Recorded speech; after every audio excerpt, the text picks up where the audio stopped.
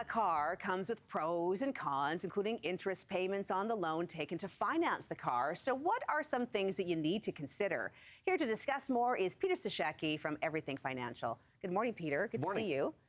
People, when they buy a car, I mean, it's one of those things, it's interesting because as soon as you drive it off the lot, if it's a brand new car, it depreciates in value. Considerably. That costs you a lot of money right there. A lot. It costs you a lot of money when you drive it off the lot.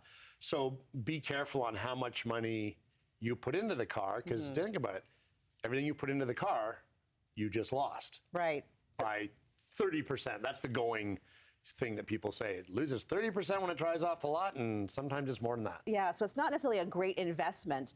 But if you make that decision to buy a car and maybe you do the financing and you're making payments, how do you lower that payment, especially with interest rates going down? Yeah, first off, finance people will probably love me this morning. So when you go to buy a car, take what you would have paid for a down payment and instead invest that money. Doesn't need to be risky, even if you're making 3-4% on the investment, and then take a payment off the growth of that investment and put it towards your car payment every month. So a lot of people think, though, that if they put a down payment on the car, that they're going to be lowering their payments. You do, but think about it. If you put $5,000 towards your car to lower your payment, that $5,000 just lost 30% when you drove the car off the lot. Okay.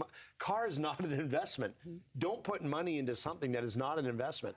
Put the money actually in an investment, and you have to be disciplined, earn some interest, and then use the interest to artificially supplement your car payment. And at the end of the day, in 5 years, let's say, when the car is paid for, you're still going to have some of that initial money in your pocket, and you've paid your car off a little faster, but you still retain some of your principal, and that's better for you. So let's talk about the difference between purchasing and leasing. Is there one that's better than the other? Because I know I leased for years, and I like the idea of getting a new vehicle after 4 or 5 years. But I decided to eventually purchase my vehicle outright. Like, what's better here? Well, lease is rent. Right. Lease you're renting, because you're just turning it over. But if you get the proper tax deductions, and there are some limits depending on car price and the car payment on lease, so we won't get into a 2-hour tax thing on that. But if you can write off your lease, and so your net cost is really zero if you're getting a whole write-off. So that's great if you're in a business position to get a lease. But again, if you're renting, why would you put a down payment towards a rent? Well, because you want to lower the payments. But why? Because your net payment is zero if you're writing it all off, or very, very low depending on your tax brackets and all this. But getting a full write-off is huge. Never put money towards a losing investment. Lease or purchase, a car is always a losing investment.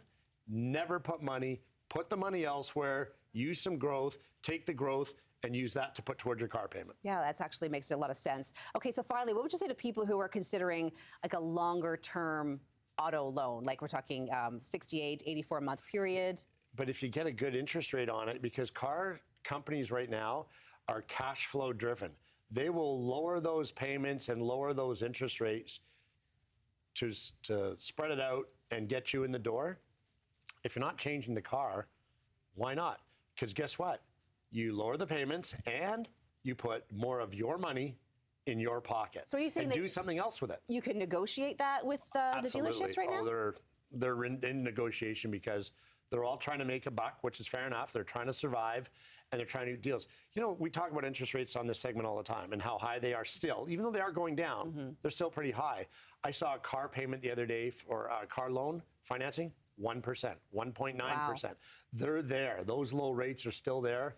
Search, find, get the low rate, pay as little as possible because it is a losing investment.